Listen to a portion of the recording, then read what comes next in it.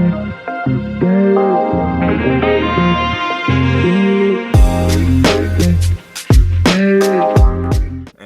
welcome to another edition of the Bullheaded Podcast. I am your host, per usual, Sean Tyson, here with Zoo and Peebush. How are you guys doing? Doing well, man. It's Wednesday. Happy hump day. And I won some money off the tournament, man. With everybody else down in the deep end with picking Bama, man, I picked them too. But Zoo and Uconn, man, they just go hand in hand this year. They fit Zoo's criteria, and it paid off for him. And I took the money from him, so it's all that matters, man. This year. Okay. We gotta add some more context. Okay, so I have a home league where I make zero decisions. I have the analytics create a bracket for me, and I just go with that. See the analytics. But then we got the work league, boys. 120 plus brackets. Number one, baby. Shout out to those Huskies. Whoop, whoop, Husky Nation. Thank you for showing up. Thank you for taking care of business, whooping ass like no other team since that Nova team back in 2018, beating every team by 10 plus points. Man, I had no fear, man. I had no fear. Watching that game, man, I actually had a lot of fear because the swing was over $600. But me watching that game, I was like, man, I was straight up chilling watching my Huskies, man, because they met the criteria. The trend holds again, man. I'm telling you, week 5 AP poll, man, top 12. Still strong for 2 decades. 2 decades strong, man. And multiple NBA players. Now everybody knows the name. Sanogo. Mr. Hawkins, even on a stomach flu. God damn, those boys showed up, man. And one of the best passing teams I've ever seen in the country, man. In college basketball, man, even though the competition, people might be saying, playing a bunch of 5th seeds, like lower-end seeds. But they played who they played, and they whooped them. The games weren't even competitive. Yep. They were competitive, which is hard to do in college basketball because, man, these are just kids out there. They ain't professionals, but they balled like professionals. So shout out to those Huskies for getting it done, man. Proving me right, making me money, man. It's been a good week of betting, man. It has been a good week of gambling on the NCAA March Madness basketball. And I don't think many people would agree with you on that front, man. This has been a crazy. Oh, man. All I see is, top 99.6% on ESPN, baby. I'm back at it, man. Back on top after last year's debacle with the Purdue. But this year, I'm back at it, man. You know my favorite word, regression to the mean, baby. You got to regress back after a bad year. You got to have a good year, man. It's called balance. I will say that that FAU San Diego State game was a crusher just for FAU because I personally wanted to see, even though they were going to get bulldozed by UConn, but I just wanted to see the true Cinderella because San Diego State. I was watching one show and I totally forgot. I think the COVID year they had went like 31-2 or 30-3 or something like that. They had a really good team that year. 2 seed, I think. Overall they've had they've had a pretty good program. So, and I guess the sense of UNC, Duke, Kentucky, Kansas, they're Cinderella, but they're a pretty good basketball team. So the fact that they beat FAU, that kind of crushed it in terms of at least seeing FAU in the championship game. But yeah, UConn, once I saw them play against Arkansas and it kind of blitzed them, it was kind of more so of I don't see a team that's going to stand in the way of them. And, you could almost start using UConn as if they get into the Sweet 16, you might as well just bet. Like, I don't know if they do current bets or future bets, whatever, but it's like you might as well just pencil them into the Final Four and maybe even the championship game because they kind of, once they get past that first weekend, they're pretty unstoppable. And it's crazy. The tire talk. They're 5-0. Yes. 5-0. So they make it to the big game, they get it done. That's some Jordan-esque resume right there. That's incredible. That is because if you make it to the championship and different head coaches, which is even you got 3 different great teams. Like you call the UConn Huskies a dynasty in college basketball, dominating multiple eras across different head coaches, along with different NBA players that came from their program. So straight domination, man. 5-0, man. That is Jordan-esque. So shout out to those Huskies, baby. They're winning one pretty much every 5 years. In the last 25, they've won 5. 99, 04, 2010, 14, and now 2023. We'll give them a couple breaks for the COVID years, man. They were getting their program back on track. Still some big recruits, man, from Syracuse. I think Klingon was actually supposed to go there, and then he ended up jumping back and deciding on UConn. Mm-hmm. And I know we talked about him maybe on a pod or maybe post production on a previous one, but if he gets starter minutes next year and decides to stay, he is going to be a hell of a force. And this team's easily, Zoo and Sean, should be preseason ranked number 1. But let's just hope they don't get jinxed like UNC did with that same thing last year, man. So yeah, I don't think it'd be that bad. I think UNC, now that the dust settled on them, I felt like they were definitely the team that got in and just got hot. Yep. Like, I don't think it's similar to how UConn does when they get in the tournament. It was more so if they just their guards got hot and the bracket, however what side of the bracket they were on, it set up to them being in a favorable position. But UConn, I do like that their coach. He kind of is he's very hot and cold. I see a lot of people don't like him, but he seems like the type of guy. It's like Pat Bev syndrome. Like if Pat Bev is not on your team, you absolutely hate him. But like when he's on your team, you just you're probably annoyed by him, but you still like him because he's just putting fire under other teammates. And I feel like him, I think his name Dan Hurley. Him as a coach, he just seems like he has the pulse of his team. Like he has a lot of fire and he knows the right buttons to push. And UConn, I was looking at the titles, like the amount of titles they have when they were, because I don't even know who had started the rhetoric, but them talking about, oh well, UConn's just now a blue blood. Like if you look at their titles, just stacking them up with blue bloods, like they're tied with IU. Like I think they have one more than Kansas, one less than UNC, tied with Duke. Like I don't know how. Like I think Kentucky has 7. And UCLA, obviously. UCLA is. UCLA, but listen, got 11, all those titles in the 19. Respect to John Wooden, but all those titles in that era, man. Lou Alcindor, man. Man. Yeah, it's kind of that was a cheat code. That was a cheat code, man. Yeah.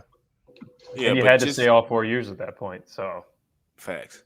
That is true. So I guess you could, have your own mini dynasty, but I am going to be interested to see this trend of just how the Final Four set up with San Diego State, FAU, and all the other Cinderella teams.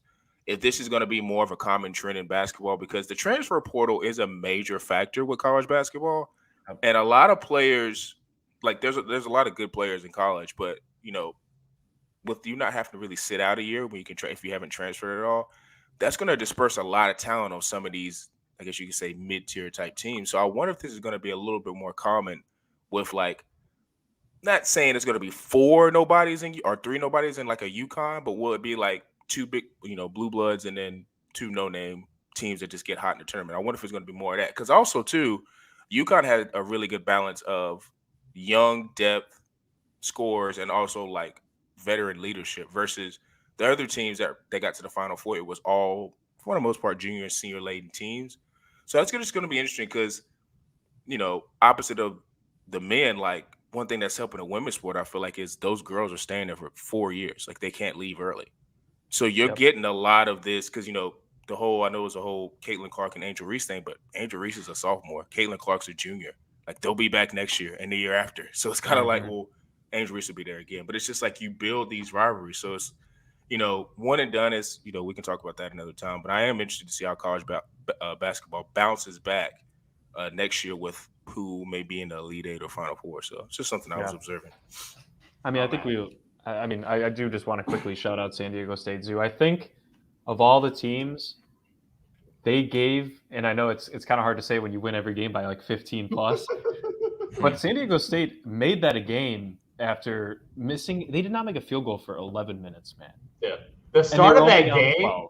Wow. Yeah. The start of that game was so brutal. Like, UConn hit every shot. San Diego can't hit anything. Like, I know. And they somehow kept it. They kept it reasonable. And then when they went on that like 9 or 11-0 run or something like that, and with like 8 minutes left in the second half, I'll say it, man. I was believing there for a minute. I was like, are they going to make this a game? Are they going to do it? But, that Jordan Hawkins 3 from straight away, man. I know exactly what you're talking about. I mean, it was an early dagger because it killed the entire momentum that San Diego State had. It was pulled up right in their face. That's what he'd been doing all tournament. That's what this team had been doing the entire tournament. And they got 16 plus points from their 3 best players, man. Newton, Hawkins, and obviously your boy Sonogo. Putting up a nice little double-double in the Final Four and then had a nice game in the championship. Rightfully, and also shouting him out. Zoo, I'm glad you're paying props to the big men in the league because he is not a shooter. He is not a shooting big man. Oh, He no, won man. I saw 2 outstanding player of the threes, baby. tournament. Top of the key, baby. I saw 2 threes, man. Oh, I saw 2 threes, Sanogo. man.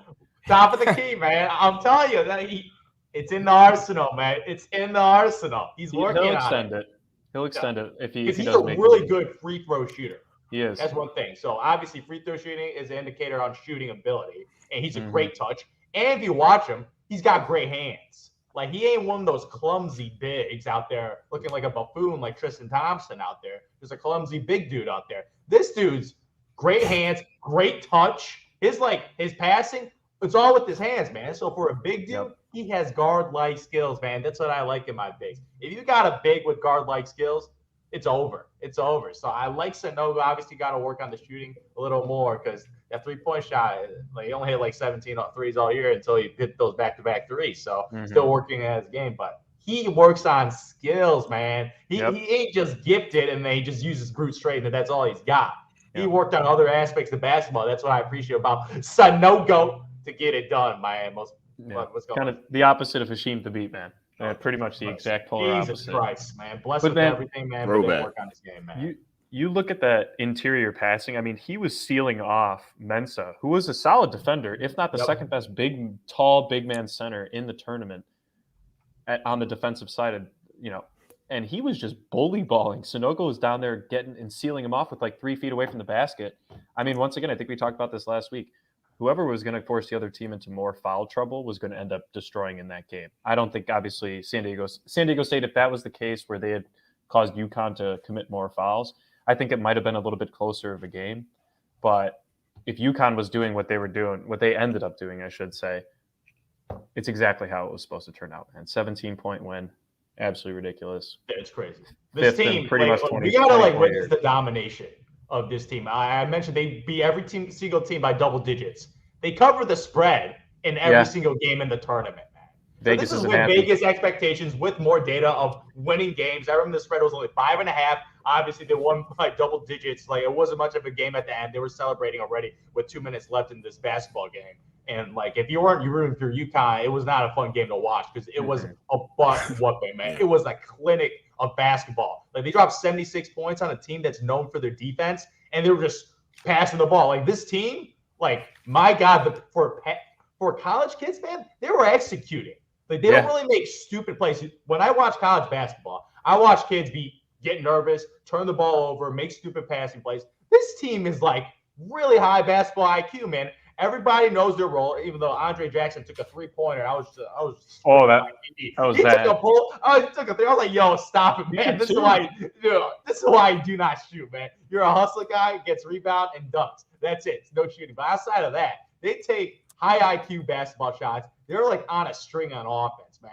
Like, it reminds me of like college, like version of the San Antonio Spurs. I was just going to say that. Yep. They just pass the ball with such beauty. Watching their offense, and people are like looking at this team. I think this is one of the greatest college basketball teams of all time, based on their performance in the March Madness tournament. Even though the competition, people say it, but it was an ass whooping, man. Yeah, and you got great teams in the past with multiple NBA players. Obviously, the Zion team that didn't get done. A couple of Kentucky teams in the past didn't get it done with multiple NBA stars. But this team got some young guys, got some older guys. Obviously, Sanogo, my goodness, that dude's gonna go pro right now. I'm saying it right now. Like, people don't. It's the cohesion, Zoo. Like, I'm saying, this dude's gonna definitely go pro, man. Like, this dude can help an NBA roster out immediately with his skill set.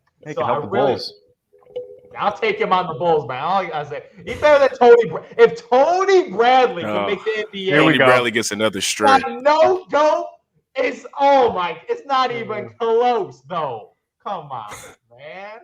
Damn, dude, you might as well just start writing some lyrics down if you're gonna keep rhyming Sanogo with everything. I'm talking about, man. This guy can really go, man. I'm a big fan of this brother, man. And the crazy part is, he doesn't dominate the basketball. Like, he only got 9 shots.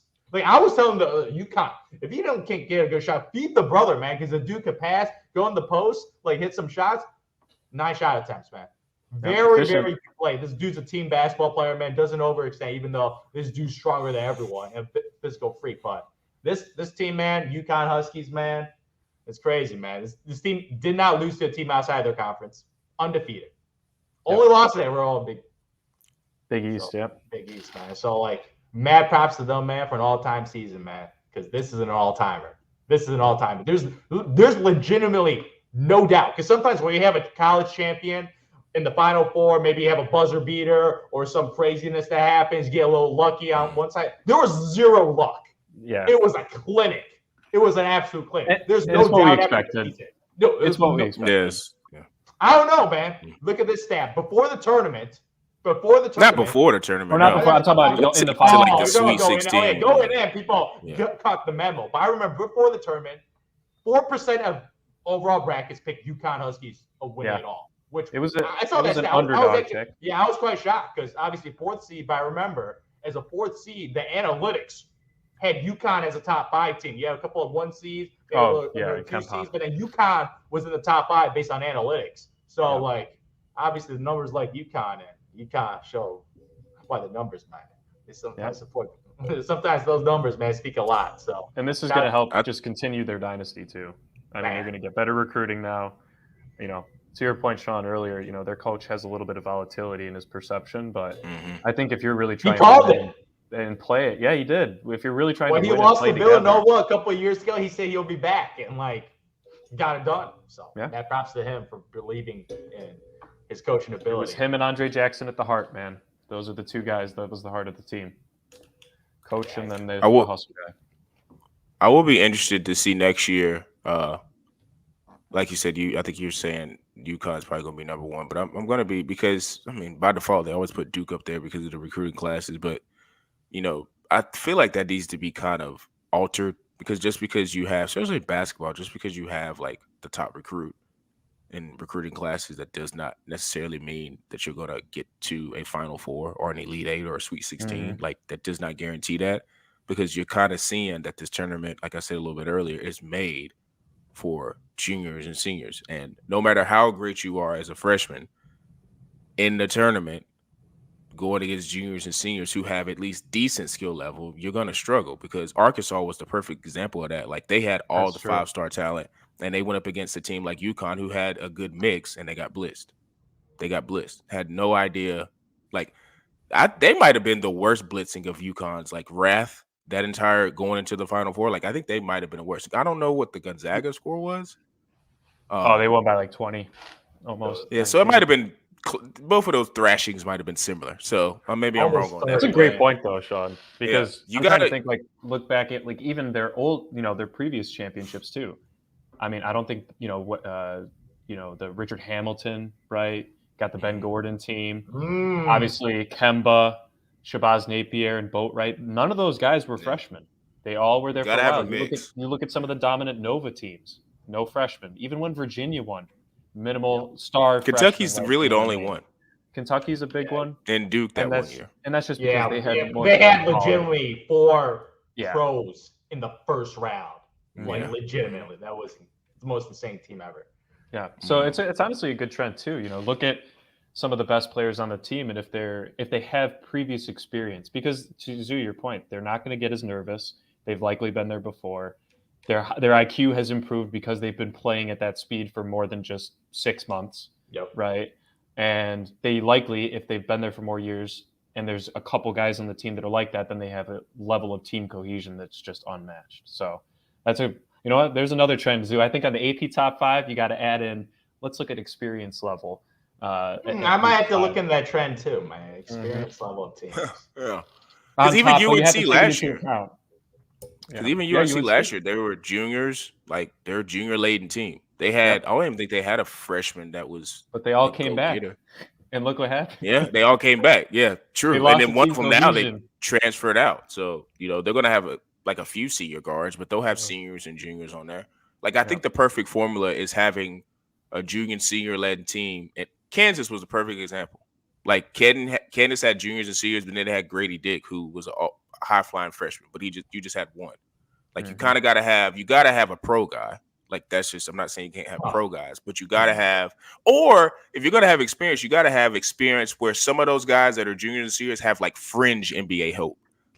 They're not going to star in the NBA or be a 6-man, but they're going to be in a G League 2-way contract guy, guys that can stay because, those are valuable guys because you're at least in the league. But, it's just, something that I'm going to notice. Like I said, with the transfer portal, I'm going to be very interested. I don't think it's going to be how the Final Four was set up this year, but I do think it's going to be a lot more teams that are in that mid-majorish type level getting to more Sweet 16 and Elite Eights because I don't know, man. Like, because Duke is another perfect example. Like, every year they have the number one class and they have all the NBA guys. And when's the last? I mean, they got to the Elite Eight last year, but I can't remember last time they was in the Final Four. Well, maybe they won 2015, Zoo, right? Our freshman year, they beat Wisconsin. They had it was the Tyus Jones. A great NBA. Still in the league. NBA guard right there. Like Quinn Cook. Still in the league. Quinn Cook. Yep. You mean J. Cole? Yeah. He is basically J. Cole's twin. Yeah. And you can't tell me it's by accident that he's growing his hair out. I mean, even though he has the face look, the hair grow out is just, that's just icing on the cake. But it's going to be interesting, man. Like I said, salute to both women's and I'm going to be completely honest. I watched the women's championship game from start to finish more than I watched the men's. Like and that's just because I knew UConn was going to take care of business. I watched the highlights of UConn, but I knew what was going to go on there. I don't care how much Charles Barkley was wearing his little red whatever cowboy hat. Come on, man. You knew that the Aztecs were going to get punished. Like, that's just what was going to happen. So, they barely beat FAU. We got to shout out that game winner. FAU, that was a nice that was game tough. winner, man. That was tough. Dude, legit a centimeter away, man. But that was impressive. That was unbelievable. I still feel like the FAU guard went too early. He went too early. He did go too early. And the whole, I know, attack the rim, but it's like maybe stop on a dime, take a shot, like cause a little bit more confusion of where maybe somebody can battle for the ball, like getting to the rim. And I think it got blocked and it just kind of ignited their break. Cinderella story had to end like that, man. Story had to end. That's why I bet against him when San Diego was down, man. I'm like, were you sweating? I was sweating because I was like, this is actually impressive. Yeah, I bet you was. Because this team, we got to give props to that. This team never made the tournament in the history of Yeah. And they were a shot away from making it to the national championship in their first appearance as a ninth seed. Yeah, a ninth seed. Teams that was projected to lose in their first round, and they were a shot away from making it to the national championship. So I got to give the coach, got to give the players mad props for almost pulling off America. Obviously, they would have got their butt whipped by UConn, but making it to a national championship, that's something to celebrate. Will never know. We the game of their lives, man. Unless Sanogo, man, breaks his leg, man. We knew. It would have been worse, though. I think it would have been beat down. Man, went by 25, man. It would have been. Yeah. Now we got to wait. Call the dogs off. Another 7.5 months for more college basketball, man. So it goes. I'll be fine. I'll be completely fine. Hey, wait, what is it? There's a guy on Twitter, John Rothstein. He's like a college basketball enthusiast. He's always like March Madness. He has all these crazy tweets with March and the entire basketball season tweeting about the game itself. And he's just like, we sleep in May. I'll be asleep till next March when it comes to college basketball. That's kind of where I am right now. But transitioning into the pros, the Western Conference, man, is forever changing, including there's probably games going on right now that could be deciding where people are going to be slotted in the 5th through 10th spot. So I wanted to talk to the guys and ask them if you're the Grizzlies or if you're the Nuggets, and you can throw the Kings in there if you want to, who would you want to actually play in the first round of the playoffs? And people, I'm going to start with you. This is tough, man, because I think right now, correct me if I'm wrong, fellas, and like you said, in real time, this is pretty much changing. I think there's games going on right now. I think the Kings are playing. Are the Kings playing the Bulls right now, Zoo? Is that the game? Okay. I think the Bucks are playing. Either way. No, the game that's playing that will directly impact this will be Grizzlies are playing the Pelicans right now, which is that's a big game. First-round matchup. So potential first-rounder. And you got the Lakers and Clippers tied, I'm pretty sure, going in. But I think the Clippers have the tiebreaker. Legitimately have the same exact record. Yeah, there you go. So they must have the head-to-head. And, we're looking at most teams having 2 games left at this point. I think there might be some teams catching up on their third-to-last game tonight. But, I'm looking at this. I'm just going to assume that Lakers and Clippers are kind of going to be going hand in hand. So one of them is going to take the play-in, the other one's taking the 6th spot. I don't want to play either one of them. The Lakers are arguably one of the hottest teams. I think they've won 7 out of their last 8. Yeah.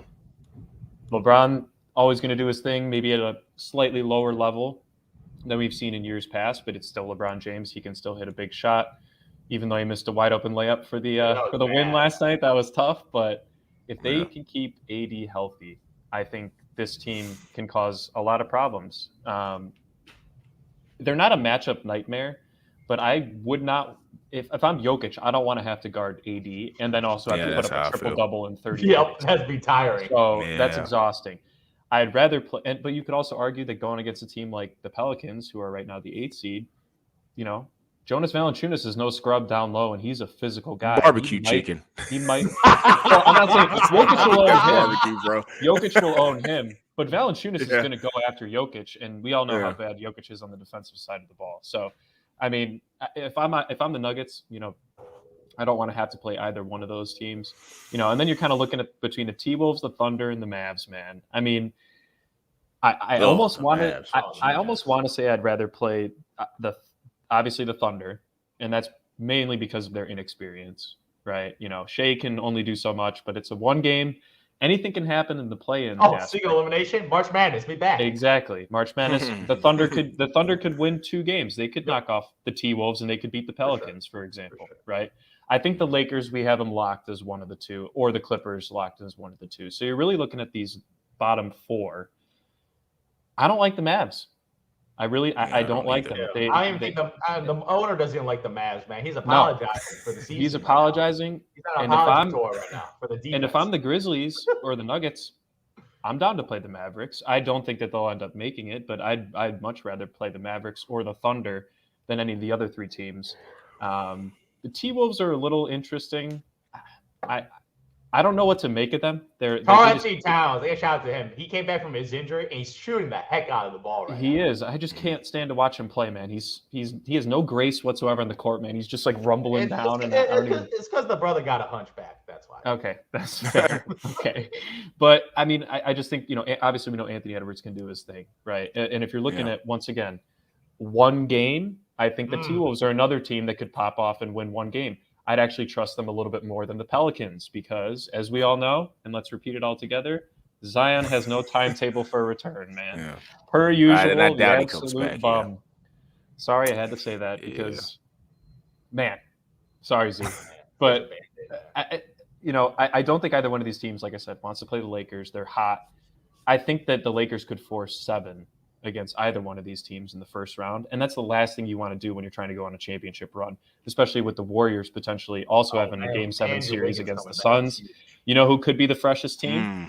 The Sacramento Kings, man. If that's the case and they're playing like the Clippers in the first round, I mean, it's a good series. You know what I mean? So there's no bad series, I think, coming up in this Western Conference especially. East is a little different of a story. But, man, I'm just not as nervous about those bottom 3 teams as the Lakers. And shout out Brandon Ingram. He's been playing pretty damn well as of late for the Pelicans, and they've been winning games.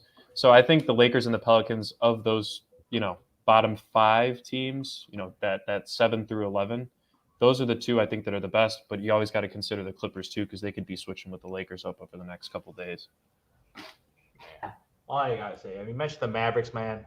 Absolute embarrassment. I was absolute completely disaster. Wrong. Just embarrassing. You have this team's got 2 all-star starters on the team. We gotta remember that. They got 2 all-star starters, and they're not even in the play-in tournament, man. The only teams that the Dallas Mavericks are ahead of, 3 of them are trying to tank for Wemby right now. You got the Houston Rockets, who's straight up. The owner's like, yo, tank-a-thon. Let's go, baby. Wembanyama time. I'm in the Pistons. He has openly talked about tanking. You got the San Antonio Spurs. They're trying to do Tim Duncan 2.0 right now. They're tanking for their new big man. Portland Trailblazers shut down Damian Lillard. No mas. We out. We got to protect our pick of the Chicago Bulls, and we get a high pick, and maybe we get lucky and get Wembanyama, and now we in business. So they got 3 teams that are fully tanking. You got this Utah Jazz team, who's playing really, really well this year. But they tank it too because they're like, yo, Larry Markkinen, man, you got a hand injury. You're sitting out against the Lakers. You got Danny Ainge. Shut him down. Bye-bye, Mike Conley. Bye-bye, Beasley. Bye-bye, Vanderbilt. We ain't trying to win games. Those are the only teams below the Dallas Mavericks in the Western Conference. So out of the teams that are trying to win games, they're dead last. They're dead last. And you got a guy who's probably going to make all-NBA team in Luka Doncic and Kyrie Irving, who's a perennial all-star. So that's just absolutely embarrassing. You got to blame the GM for messing up the Jalen Brunson. I got to bring up the Jalen Brunson situation 100%. again because $55 million was all Jalen Brunson wanted. He openly talked about that. He was like, man, if they give me 55 at the beginning of the year, get the contract, I would have been happy. They fumbled the bag right there, man. Yeah, the brother got 104, and he's playing like he deserves 204 right now because he is leading the New York Knicks, who has inferior talent, to the Eastern Conference playoffs. Lock the seed already, man. So shout out to Jalen Brunson for getting it done. And shout out to Mark Cuban for being such a bozo for messing up that situation. And the brothers banging it. And now I see tweets about him blaming his dad, Rick Brunson. Oh, that's why I didn't get it. No, deal didn't get done because you were trying to finagle some moves, man. You didn't sign the brother. Oh, my God. They messed up. You wanted the box office. Oh, my God. And I think about it. They lost Jalen Brunson, who's having an all-time season. They got rid of Kristaps Porzingis. He might be. People ain't talking about this brother on the Wizards. He's going to get re-signed in Washington. But he is balling, man. He's putting up all-star numbers, man. And I'm just thinking, I still remember the bubble team with Kristaps and Luka, Brunson. Like, they had a squad, man. Mm-hmm. They had a squad, and obviously you just couldn't see it. They had the pieces. They didn't really fit. My God, they really messed up this situation. Good for any potential future Luka suitors out there because he's really mad right now. He's saying he doesn't like playing basketball right now. He's pouting on the court. I just openly see this guy have a little temper tantrum on the court, man. He's not having fun right now. So let me ask you this too: do you think it has anything to do with Luka's play style at all as well? Obviously, there's multiple factors. It's called Maury ball, man. He plays Harden ball, man. It's like. Yeah, he's on 2.0. Thank you. I'm the son, and everything revolves around me. Obviously. Yeah. So I saw that beat a Phoenix Suns team last year that was a championship contender. Mm-hmm. Absolute championship. But he'll never contender. win. He'll never win. Oh, no, he'll beat the Suns. If you beat the Suns, that was an NBA title team favorite out of the Western Conference. So if they, I think Boston would have beat him. Nah. I think Boston would have beat him. A bit. If you beat the Suns, you can win a championship. Obviously, everything has to go perfect, and the three-point shooting has to be lights out. Like, the margin of error is small with three-point shooting. So I will raise this though. As much as hate Trae Young gets, him and Luka are very similar in terms of ball-centric and accomplishments. Like people forget Trae got to Eastern Finals too and went down to the wire. Like Luka got to an Eastern Finals and it's the Warriors, so that's a little different. It's the Carmelo Anthony. I think a lot of people like to say, and it's early, and trust and believe, I would rather have Luka than Trae Young. Yeah. But if you're a Trae Young supporter and you're a Hawks fan, like I don't want to hear you talk about, well, Luka's just is obvious. Well, let's slow down. Luka is not the easiest to play with. Luka hasn't accomplished more than Trae.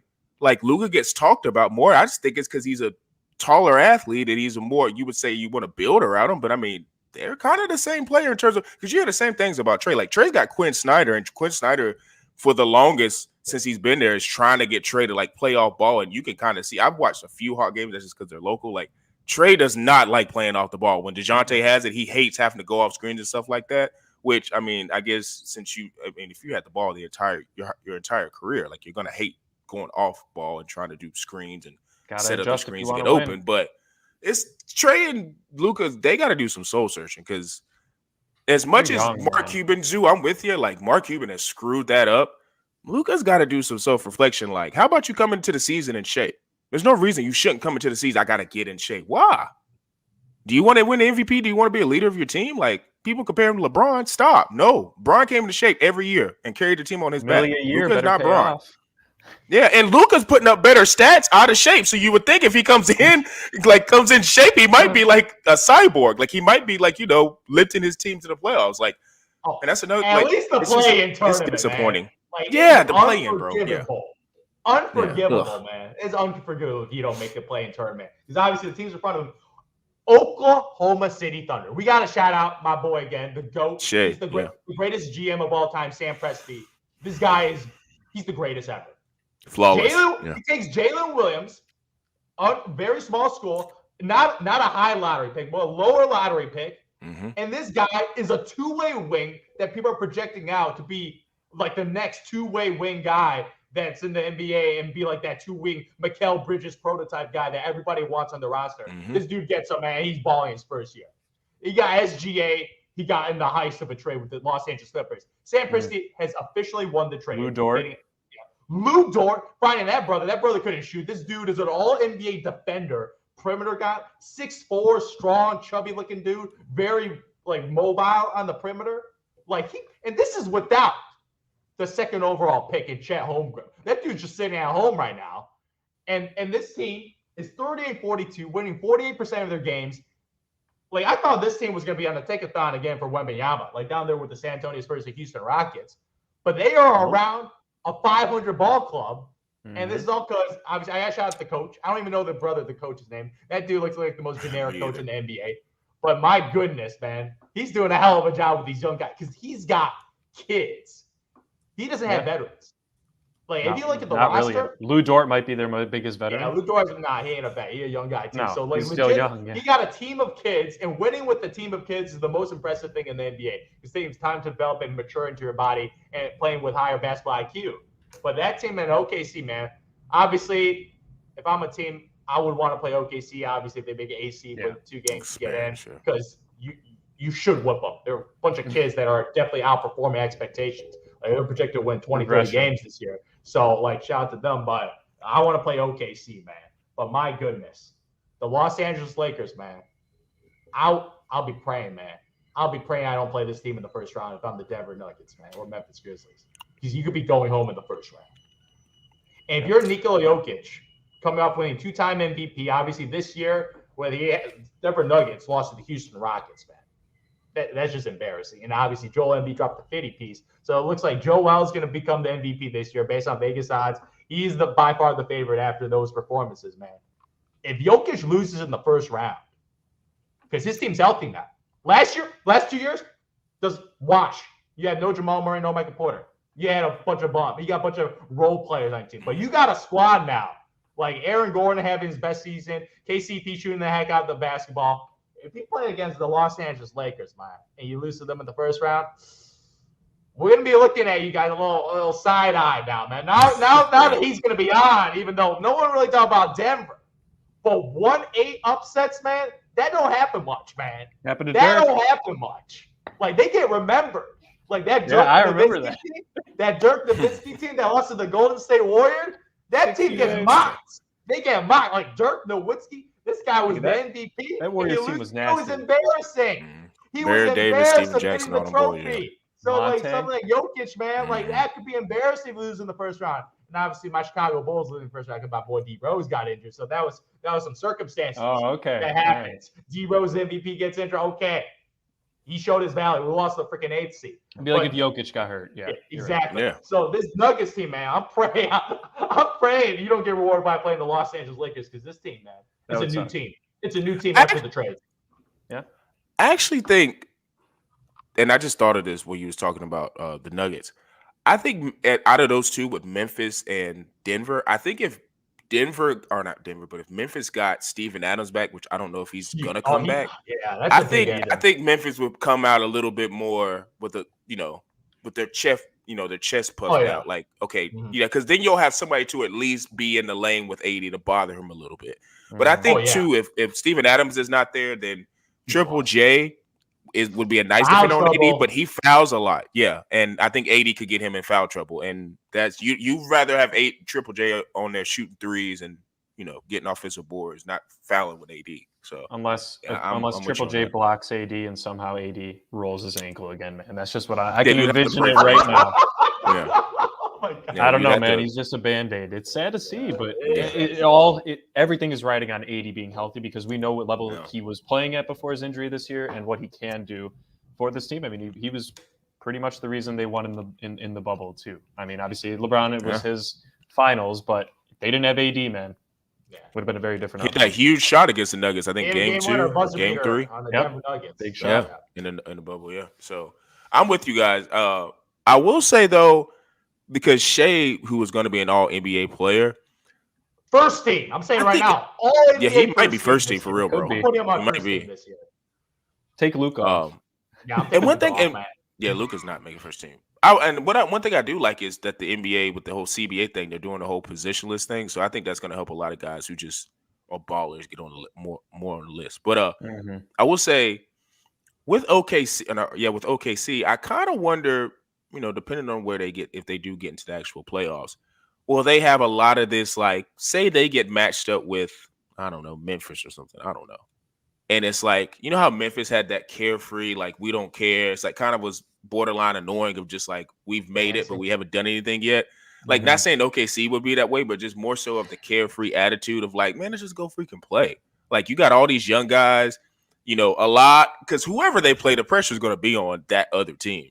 Like, it's not going to be on OKC. So we might even get a different level of Shea because, we might even get a different level of Shea where he's just going crazy because it's like, nobody's expecting us to do anything. Yeah. So I wonder if they were able to do that and replicate that in the play-in and then get into an actual playoff series somehow. That would be interesting to see, like, whoever they got matched up with. Like, could they steal a game at home? And one thing about OKC, and we kind of saw it with Durant and Harden, they got a really good home court advantage. Like, their home crowd goes crazy. It's like a college arena. It's like Sacramento, so if they would have split a 1-1 and then, somehow get to Game 3 at home in OKC, like, it could get, not saying that I would bet that OKC would win, but it could get pushed to 6 games because of that home court. Wow, like 6 games. Wow, it could. OKC's home court is. Yeah, it could.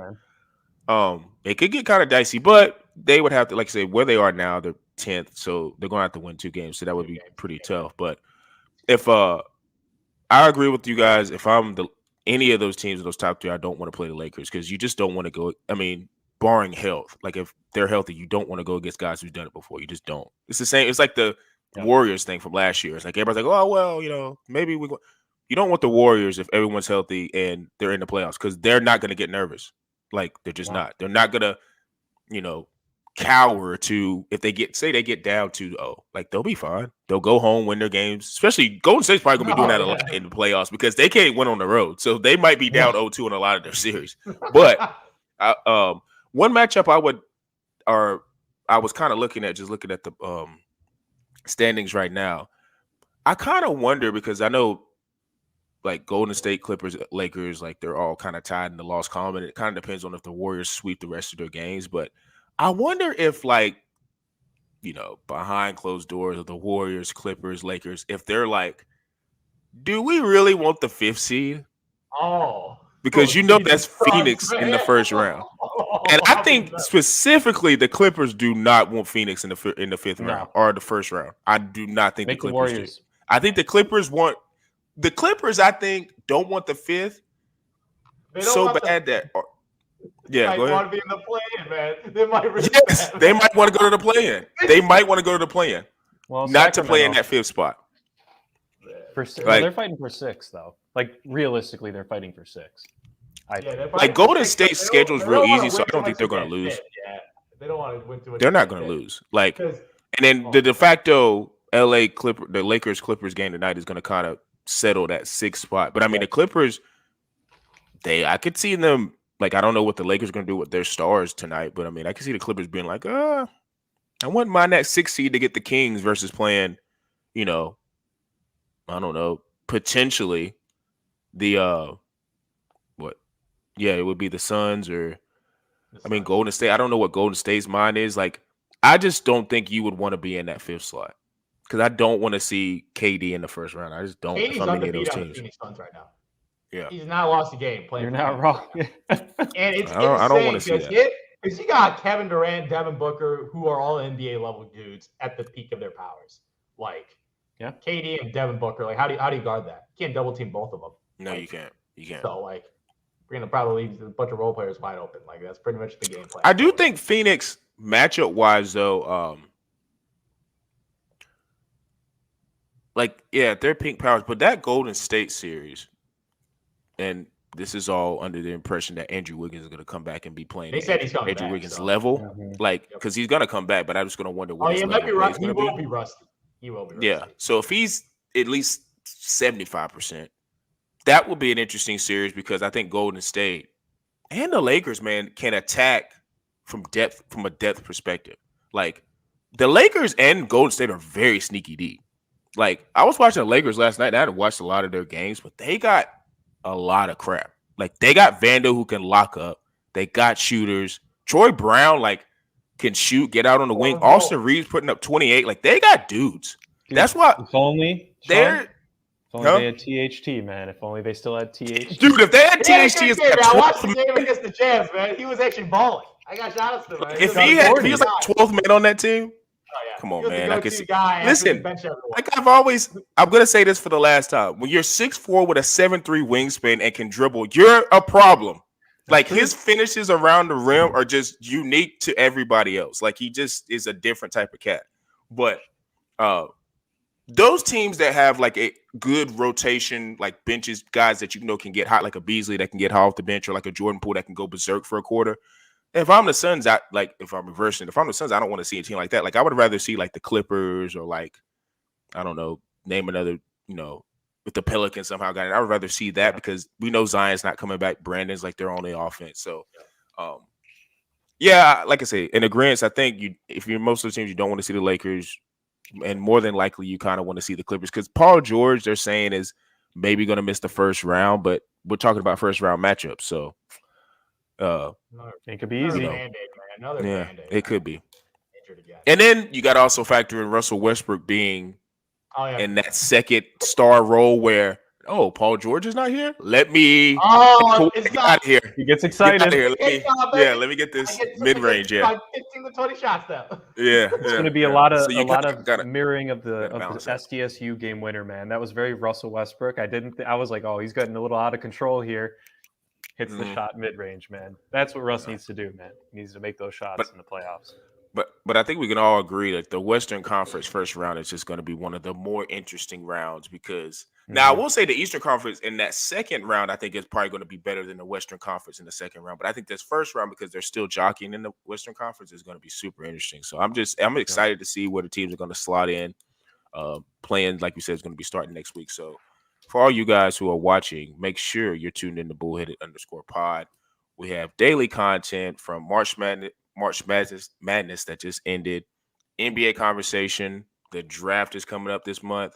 We have so much stuff we're going to be getting into, so we'll be doing that on Bullheaded_pod again on Instagram, TikTok, Bullheaded864, Quantrill News for the YouTube, Apple, Spotify, Google Podcasts. If you listen to this medium. And for me, Zoo, and P. Bush, we are out.